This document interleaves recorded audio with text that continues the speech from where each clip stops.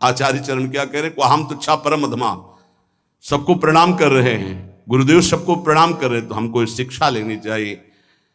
अमानी ना मान देना, सब ही मान प्रद आप अमानी। ये अमानता, ये 7वां लक्षण उपासक के अंदर जागृत होता है। 8वां पवित्रता, शरीर पवित्र, वस्त्र पवित्र, चिंतन पवित्र, व्यवहार पवित्र।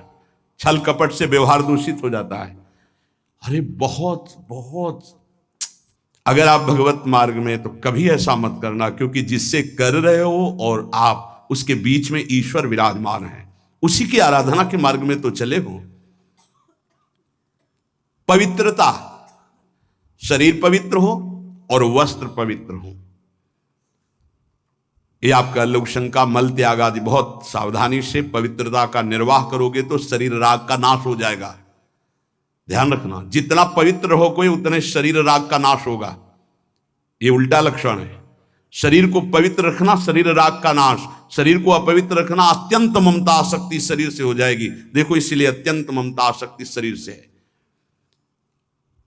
9वां संतोष, जैसी परिस्थिति प्रभु ने दी उसमें राजी रहना। जोई जोई प्यारो करे सोई मोहि भावे, कोई चाह ना रखना, ये संतोष धन है। इसी से सारी कामनाएं नष्ट हो जाती हैं। बिन संतोष न काम न साही, और अछत काम सुख सपन्यो नाही।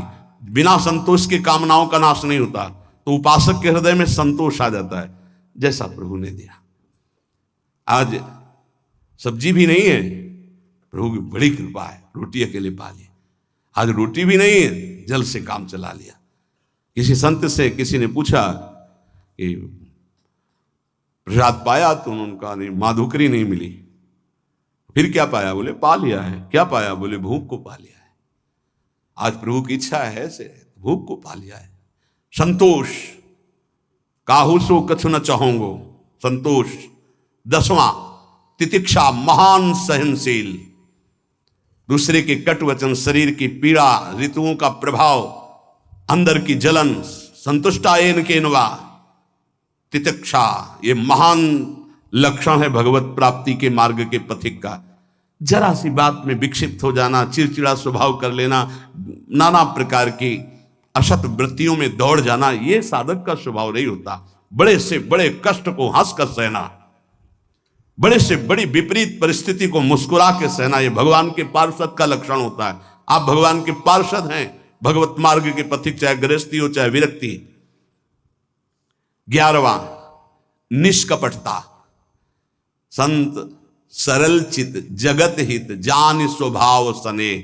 संतों का स्वभाव, उनका सने, उनके चित्त की स्थिति सरल होती है, कपट नहीं। निष्कपटता उनके हृदय में जागृत हो जाती है। 12वां संत संग में अत्यंत गाढ़ प्रेम आसक्ति, ये पैदा हो जाए भगवत कृपा पात्र के अंदर। 12वां संत संग, सत्संग, भागम भाग मच जाएगा। कैसे मैं सत्संग में आगे बैठूं जिससे मैं वक्ता के मुखारविंद पर चातक की तरह दृष्टि रख करके उनके वाक्यों का पान स्वाति की बूंद की तरह करूं। सच्चे श्रोता का लक्षण, मैं भाग कर जाऊं और उनको देखता रहूं और उनके वाक्य जो निकल रहे हैं उनका पान करूं श्रवणेन्द्रिय के द्वारा। 13वां संत सेवा की भूख, ये प्रकट हो जाती पक्का। मैं साधु हूं ऐसा नहीं रहता, यही रहता है भगवान कब ऐसी कृपा करेंगे कि संत सेवा हो जाए। एक साधक कह रहे थे कि जब संत सेवा होती है, उनके दर्शन सेवा का अवसर मिलता है, तो ऐसा लगता है कि ये कभी बंद ना हो और जीवन भर मुझे साधु सेवा मिलती रहे। बहुत अच्छा लगा कि हम लोग जब उनकी सेवा में खड़े होते तो एक अलौकिक आनंद मिलता है। संत सेवा की भूख जग जाना। बड़े भावुक जन होते हैं, बड़े भावुक जन होते हैं, इससे बहुत बड़ा प्रभाव पड़ता है, बहुत बड़ा हृदय में प्रभाव पड़ता है। एक संत थे जो कभी सेवा स्वीकार नहीं करते थे, तो बाहर उस समय शौच जाने को होता था, तो जहां वो बाहर शौच जाते थे, तो एक भगत थे, वो कभी शिष्य नहीं बनाते थे संत जी। तो कैसे सेवा करें, कहीं कुटिया में सेवा को तो अवसर ही नहीं था, तो जब शौच हो जाते तो शौच को गड्ढा खोद करके ऊपर से रथ से पाट देते। तो पहले जिस एरिया में शौच जाते थे तो उनको दिखाई देती थी पड़ी, साफ साफ एकदम ऐसे। महीनों हो गया, तो एक दिन छुप करके देखा तो वो कर नजदीक गए, कहा भाई ऐसी ये वृत्ति आप करते हो मुझे पसंद नहीं, आप क्यों करते हो? उनका भगवान मुझे लगा था कि संत सेवा करना चाहिए, आप प्रगट में कोई वही उन्हीं को शिष्य बनाया और अपनी सारी आंतरिक धरोहर उनको सेवा से बहुत, पर सेवा ऐसी छुप कर या कोई जान ना पावे या उसको जनाने की चेष्टा ना हो, उससे मान सम्मान प्रियता प्राप्त करने की इच्छा ना हो, ये सेवा का भाव बड़ी कृपा से प्राप्त होता है। संदीपनी जी अपने गुरु जी की सेवा के प्रताप से ही जगत गुरु भगवान श्री कृष्ण के गुरु बनने का पद प्राप्त किया। सेवा में बड़ी सामर्थ्य है। स्वयं रघुनाथ जी गुरु सेवा संत सेवा के इतने इच्छुक कि विश्वामित्र जी की आज्ञा में रहे, उनके साथ साथ रहे, उनके चरण दबाए, उनके जिनकी आज्ञा का पालन समस्त वैदिक ब्रह्म ऋषि सिद्धांत पूर्वक करते हैं, वो प्रभु आज्ञा पालन कर रहे हैं। विश्वामित्र जी की हर कदम पर आज्ञा लेकर जा रहे हैं। 14वां तप। तप कहते हैं मन में आए हुए विकारों को सह जाना, उसके अनुसार भोग क्रिया न करना, वो जो ताप होता है उसे सह जाना तप कहते हैं। अपने परमार्थ मार्ग में चलने में जो कष्ट मिलता है उसको हंस के सह जाना, उसे तप कहते हैं। जैसे किसी को भी नींद ना आती हो तो इस समय आराम से आ जाएगी घर में आराम से, लेकिन आप नींद का त्याग करके तो प्रणाम करते हैं। कहते हैं कलयुग चल रहा है, प्रणाम करते हैं। 10-10, 20-20 हजार लोग मार्ग में, अगर हम वहां से 2:15 बजे निकलते हैं तो वो कै बजे से लगे होंगे, कै बजे खड़े रहे होंगे, कहां से आए होंगे, और किसी के चेहरे में कोई निराशा नहीं, नाचते हुए उत्साहित होते। मुझे तो सतयुग दिखाई दे रहा है। सब राधा राधा राधा राधा राधा। कहां उनकी नींद है, कहां उनकी सुविधाएं। छोटे छोटे गोद में बच्चे लिए धक्का खाते हुए खड़े हुए, बलियारी उनको प्रणाम है। क्या देखने के लिए खड़े हैं? क्या मिल जाता है उनको? ना एक चाय मिलती, ना एक लड्डू मिलता है, ना उनको ऐसे ऐसे भी तो नहीं होता कि, और ऐसे है भी क्या, आया क्या कुछ तुम्हारे पास ऐसे कुछ आया क्या? कुछ नहीं, कुछ नहीं, नहीं तो हम कर तो रहे नहीं, लोग ऐसे नहीं। अगर कुछ आया हो तो बताओ। कुछ नहीं आया। राधा राधा राधा आया, बोलो या ना बोलो, राधा राधा राधा कान में आया, श्रवण में सुना, तुम्हारा मंगल हो गया। कैसे भगवान की कृपा पात्र जन हैं। अपने तो संत नहीं है, संतों की चरण धूल के आश्रित हैं।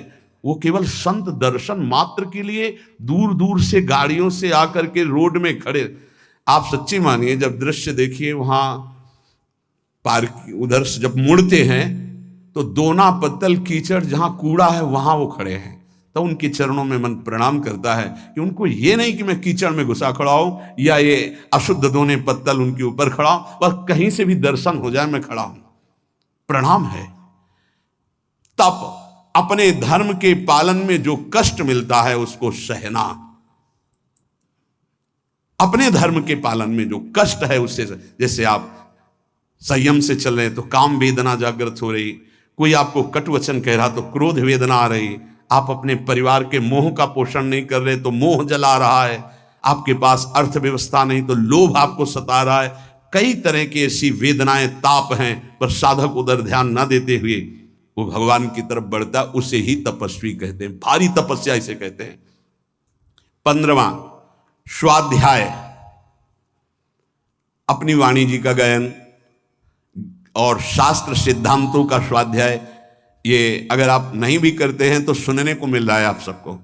स्वाध्याय करने की रुचि बढ़ जाती है। देखो, जिनका हृदय अपवित्र है, जब वाणी जी होगी यहां बैठेंगे नहीं, यहां नहीं बैठेंगे, आपको बाहर मिलेंगे, क्योंकि मन बर्दाश्त नहीं कर पा रहा वाणी जी के श्रवण में। और जिनका मन निर्मल है, शांत वाणी जी में दृष्टि, उधर गायन हो रहा, कान में पड़ रही, अहो भाग्य, बैठे रहो। ये बंद करो, जो उद्दंडता है मन की बंद करो। सम दम, सम इंद्रियों को बहिर्मुख होने से बचाओ और अंतर्मुख रखो। दम मन का निग्रह करो। मन जो भोगों की तरफ जा रहा है उसे प्रभु की तरफ लगाओ, बार बार हटाकर भोगों से प्रभु की तरफ लगाना मनोनिग्रह, और इंद्रियों को विषयों से हटा करके बार बार प्रभु की तरफ लगाना इंद्रिय निग्रह। सम दम, दान विनय, ये 17वां दान। अगर आपके पास 100 रुपए हैं, किसी को बीमार देख रहे हो, कष्ट में देख रहे हो, या साधु सेवा या गौ सेवा, जो हमारे धर्म के स्तंभ हैं, अगर 1 रुपये भी दे देते हो धर्म की कमाई का तो बहुत बड़ा वो दान है। बेईमानी करके आप 1 लाख देते हो, उसका कोई महत्व नहीं, क्योंकि वो बेईमानी करने जिसके पास जाएगा उसकी बुद्धि को भ्रष्ट करेगा।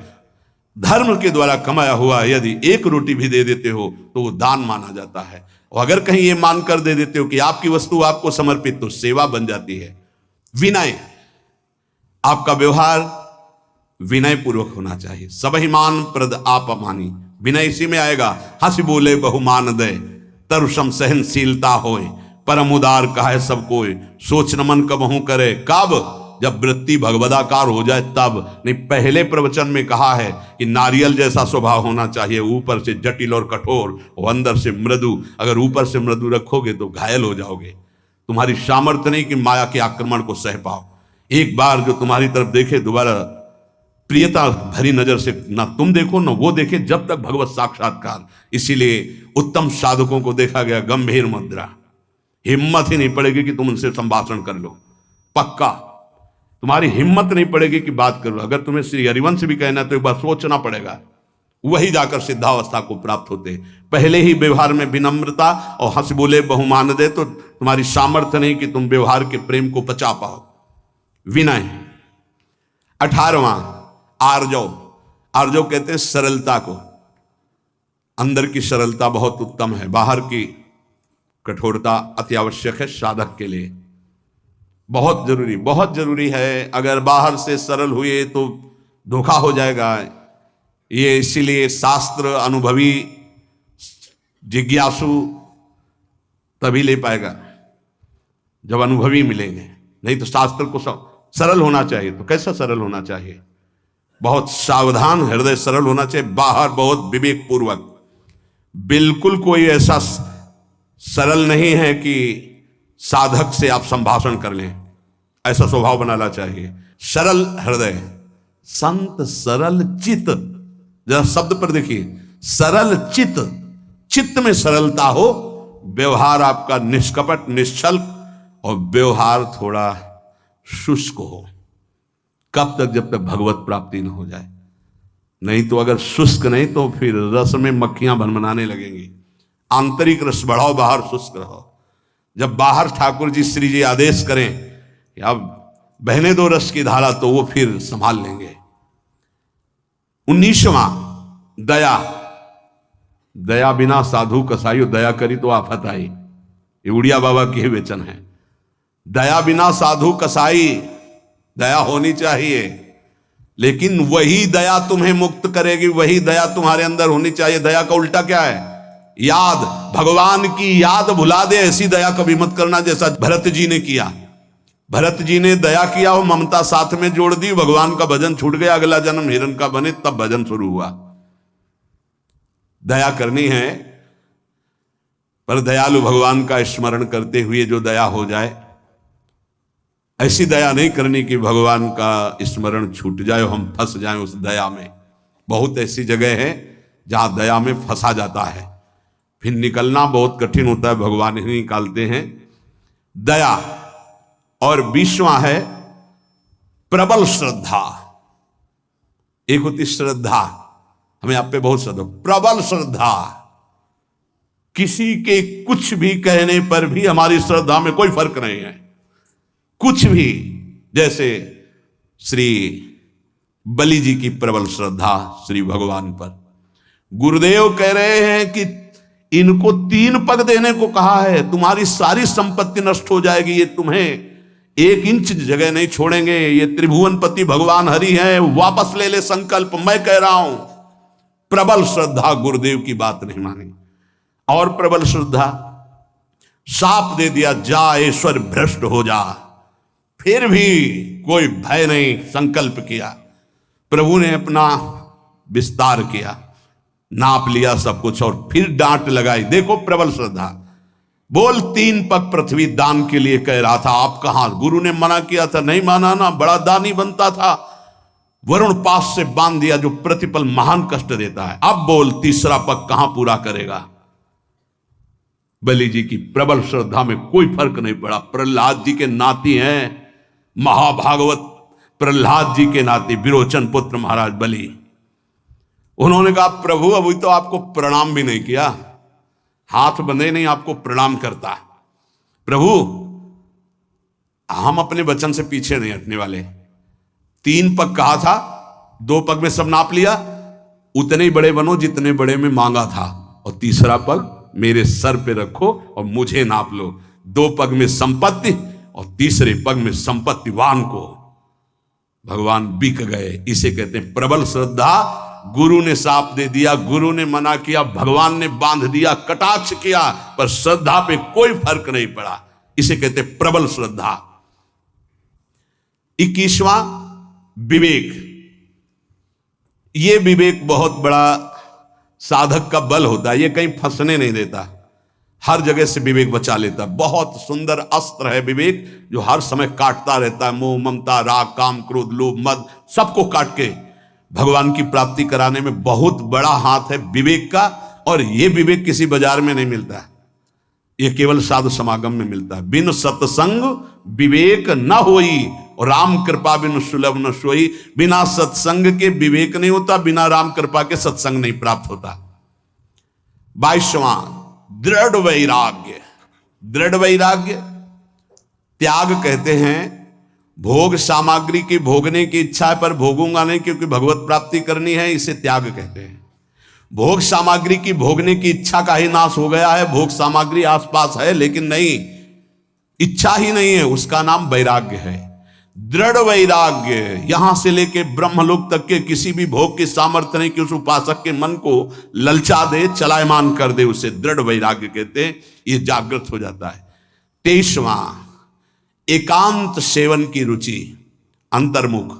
एकांत सेवन की रुचि, अंतर्मुख।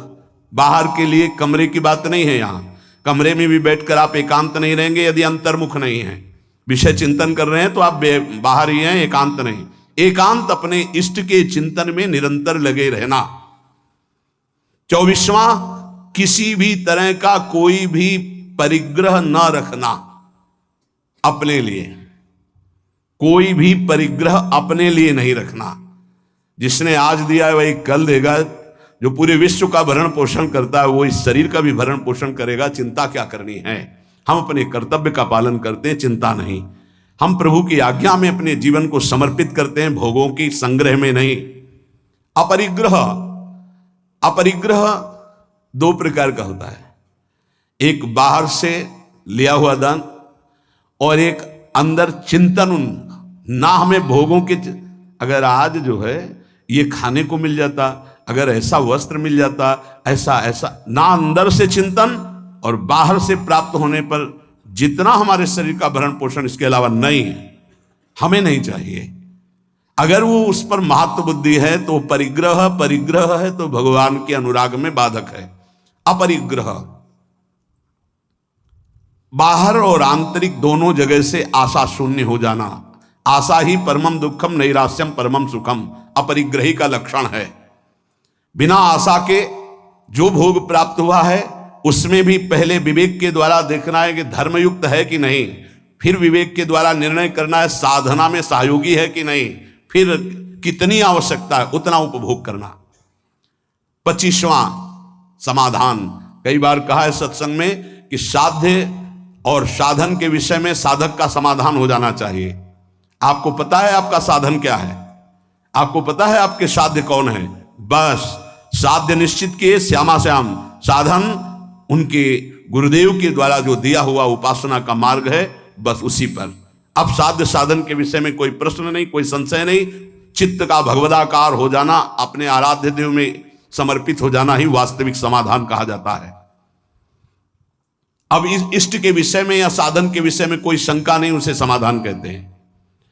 26वां उपरति, वैराग्य के ऊपर का हिस्सा है। वैराग्य में तो भोग सामग्री है पर भोगने की इच्छा नहीं है। उपरति में भोग सामग्री है ऐसा बोध भी नहीं रहता, एकमात्र केवल परमात्मा बुद्धि, ये उपरति जागृत हो जाती है। 27वां भगवत तेज, जिससे सब भयभीत रहते हैं, उसे भगवत तेज कहते हैं।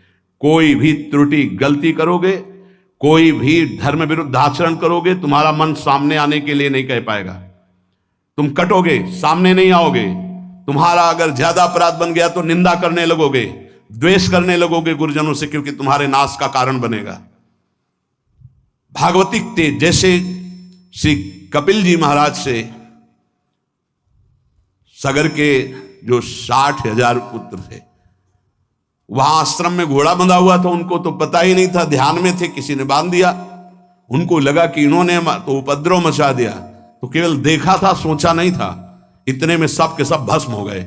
इसे भगवत तेज कहते हैं। दूसरा भगवत तेज का स्वरूप, घोर विषयी पामर नीच आचरण करने वाले की चित्त वृत्ति का परिवर्तन करके परमार्थ पे खड़ा कर देना, भगवत मार्ग में चला देना, इसको भागवतिक तेज कहते हैं। ये तेज महापुरुषों में अपराधियों के अपराध को रोक देना, मलिन वृत्ति को उठाकर भगवदाकार कर देना, ये जो तेज है ये भक्त में जागृत होता है, संतों में जागृत होता है। इसी से जगत मंगल होता है, इसी तेज से। जैसे किसी एक वैज्ञानिक ने कल, डॉक्टर कैंसर के और विज्ञान संपन्न थे, उन्होंने कहा मेरा विज्ञान आपकी इस प्रवचन में एक बात जो आई उसको स्वीकार नहीं करता कि किसी संत ने थूक दिया तो कैंसर ठीक हो गया। मैं उसका बहुत बड़ा मर्मज्ञ हूं कैंसर का। उसका ऑपरेशन किया जाता है, फिर वो बढ़ता ही रहता है, वो मार के ही छोड़ता है, चाहे 1-2 वर्ष 4 वर्ष उन्हें मरना पड़ता है। पर आपने कहा कि कैंसर का उन्होंने थूक दिया तो कैंसर ठीक हो गया, तो तुम्हें आश्चर्य लगा, तुम्हारा ज्ञान विज्ञान काम नहीं करता। तो एक साथ में और बात सुनी होगी कल कि उन्होंने फिर अपने पैर पे उसके लिया, और उस पैर में वो कैंसर इतना बढ़ा कि उसको अपना चरण जो है वो कटवाना पड़ा। पूरी बात सुनोगे तो प्रश्न उत्तर नहीं होगा। अब तुम्हारे अंदर ये सामर्थ्य नहीं कि तुम दूसरे के प्रारब्ध को ट्रांसफर कर लो अपने ऊपर, लेकिन उन महापुरुषों में सामर्थ्य है। इसे भगवत तेज कहते हैं। तुम विज्ञान पढ़ लिख कर बुद्धि की धरा से प्राकृतिक वस्तु के केवल जानकार हो सकते हो, लेकिन जिसने बुद्धि सच्चिदानंद में लगा दी है वो अप्राकृत दिव्य चिदानंद भाव को तुम प्राकृतिक बुद्धि से कैसे तोल सकते हो? तुमको क्या पता? अगर हम ये घटना बता दी तो तुम्हें समझ में आ रहा है, नहीं हजारों के दोषों और पापों को स्वयं संत लेकर कुछ संकल्प से, कुछ भजन से, कुछ भोग कर नष्ट करते हैं, कर रहे थे और करते रहेंगे। तुम्हें क्या पता है इसको? तुम्हें पता है जो भगवान के भजन में लगे हुए हैं उनके प्रारब्ध की धज्जियां तो भजन से उड़ जाती हैं। वो जो क्षण क्षण कष्ट भोगते रहते हैं, ये शरणागति का प्रभाव है। आपको स्वीकार करके आपके सारे पापों को भस्म करते, तभी आप कदम आगे बढ़ा पाते हो परमार्थ में। इस रहस्य को बताया नहीं जाता। ये जितने बड़े बड़े महापुरुष हैं जिनकी शरण में अपने लोग होते हैं, वो पहले हमारे प्रारब्ध को भोगते हैं, उसको काटते हैं भजन के द्वारा, तप के द्वारा। जो प्रबल होते हैं उनको शरीर में भोग करके। ये विज्ञान क्या जान पाएगा इस विषय को? आज भी करह में पत्थर पूज रहा जिसमें बाबा रामदास जी बैठकर भजन करते थे। कैसे तुम संतों के विज्ञान जान पाएगा, संतों की महिमा? क्योंकि जितनी तुम बुद्धि लगा रहे हो वो सब प्राकृतिक ब्रह्मा के द्वारा रची हुई है। और जहां ब्रह्मा की भी बुद्धि काम नहीं करती है, जैसे भगवान बाल रूप जब थे तो सखा भी बने और बछड़ा भी बने, उन भगवान में जिनकी बुद्धि लगी उनको कैसे जाना जा सकता है? कोई आश्चर्य नहीं है। संत जन भगवान के विधान में अपने मन को रखते हैं। नहीं तो हम आपको सच्ची बताएं, विश्व में उनके जो हृदय की बात है तो ना कोई रोगी हो ना कोई माया में फंसे। भाई जी हनुमान प्रसाद पोद्दार जी से कहा आप भगवत साक्षात्कार करा सकते हैं, उनका पक्का। लेकिन प्रभु का ऐसा विधान नहीं। हम सच्ची कहते हैं, किसी से नहीं कहते कि भजन करो, हम सबको राधा कृष्ण के दर्शन करा देते हैं, पर मालिक का विधान नहीं है। क्योंकि मालिक जैसा खेलना चाहता है जमूरा, वैसे ही उसके साथ खेलेगा। हम उनके दास हैं। प्रहलाद जी ने स्पष्ट देख लो, नरसिंह भगवान से कहा मुझे आपकी कृपा है पर्याप्त, मुझे नहीं चाहिए अब कोई वरदान। आपके चरणामृत और नाम जब आपकी कथा से हमारा सब हो जाएगा। हम इनके लिए रो रहे हैं जो माया में फंसे इनको। तो भगवान ने बुला के लाओ किसी को जो बैकुंठ चलना चाहता हो। ये कोई नहीं तैयार हुआ बैकुंठ में, कोई नहीं तैयार हुआ। सच्ची मानो, संत जो भगवत प्राप्त महापुरुष हैं अभी भगवत साक्षात्कार करा दे, पर आपके अंदर चाह नहीं है, आप माया में आ सकते। एक सुकरी मिली, सुकरी से कहा कि तू यहां कितना कष्ट सह रही, चल बैकुंठ। बोले चल तो तू बैकुंठ, लेकिन यहां जो विष्ठा मिलता बैकुंठ में मिलेगा? बोले नहीं, वहां नहीं मिलेगा। बोले नहीं जाना बैकुंठ। हमारी आसक्ति विष्ठा तुल्य भोगों में इतनी हो चुकी कि हम बैकुंठ को भी तिरस्कृत कर रहे हैं। देख लो, ये जीवन भगवान की प्राप्ति के लिए मिला है। संतों की सामर्थ्य में संशय नहीं है, हम उनके सामर्थ्य का सदुपयोग करना नहीं जानते। अगर करुणा में संतों की आज्ञा पे केवल चल दो तो परम पद प्राप्त हो जाए, प्रिया प्रीतम प्राप्त हो जाए। ये उनमें तेज जागृत होता है। 28वां क्षमा, बड़े से बड़े अपराधी को क्षमा कर देना, ये संत स्वभाव में। 29वां महान धैर्यशाली। 30वां अद्रोह, किसी से कभी भी कहीं भी दुश्मनी नहीं उनकी होती, कहीं भी द्रोह नहीं होता। बड़े बड़े संतों से द्रोह की लीलाएं इस जगत ने की है। वो अपने आप को कष्ट लेकर के सह गए, लेकिन किसी को कष्ट नहीं दिया। पक्का भारी से भारी जीवन में देखा गया, संतों के द्रोह करने वाले भी भगवान के बल से बलवान हो जाते हैं और द्रोह करते। अरे यहां तक कि अंतिम लीला तक प्रहार की लीलाएं हुई, जिससे पूज्य पादुड़िया अंतिम लीला करके दिखा दिया। जिस सर पर सैकड़ों बार अभिषेक हुआ, चंदन तुलसी पत्र आदि चढ़ते रहे, उन्हीं पर गड़ासा चला तो भी ओम और भगवत प्राप्त। अद्रोह। और 31वां अभय, भक्त में कभी भय नहीं रहता। जब तक पापाचरण करोगे तब तक निर्भय नहीं हो सकते, कोई भी हो, कहीं भी हो, कैसा भी हो। भक्त में अभय स्थिति जागृत हो जाती है। और 32वां है किंचन मात्र अहंकार नहीं रह जाता, अहंकार भगवत स्वरूप हो जाता है। और 33वां परम शांति को प्राप्त हो जाता है। ये सही ढंग से मार्ग में चलने वाले उपासक के अंदर 33 सद्गुण जागृत हो जाते हैं, जो साक्षात भगवान से अंश मात्र में उतरते हैं भक्त पर। अहिंसा, सत्य, अस्तेय, ब्रह्मचर्य, अपैशुन, लज्जा, अमानिता, शौच, संतोष, तितिक्षा, निष्कपटता, सत्संग, साधु प्रेम, साधु सेवा और तपस्या, स्वाध्याय, सम, दम, विनय, आर्जव, दया, श्रद्धा, विवेक, वैराग्य, एकांत सेवन, अपरिग्रह, समाधान, उपरति, तेज, क्षमा, धैर्य, अद्रोह, अभय, निरहंकारता और शांति, ये सद्गुण जो भगवान में विराजते हैं वो अंश रूप से भक्त में आ जाते हैं। हमें चाहिए मन वचन कर्म से इस बार हम निकले इस माया दलदल से, अपनी दैन्यता जो भोगों की बनाए हुए हैं, जो अपने में हीन भाव, हम गृहस्थ हैं, हम विषयी हैं, हम पापी हैं, अरे कुछ नहीं, हम भगवान के हैं। 100 बार हार करके भी अगली छलांग भगवान की तरफ मारेंगे और हम निकलेंगे इस प्रपंच से। कोई भी घबराने की जरूरत नहीं। गलतियां सबसे होती जो इस भूमि में पैदा होता है। भूमि परत भा ढाबर पानी, तिम जीवन माया लपटानी। नहीं, पीछे नहीं हटना, निराश नहीं होना, उदास नहीं होना, हर कदम राधा राधा राधा आगे बढ़ाना है और हमें इसी जन्म में भगवत प्राप्ति करनी।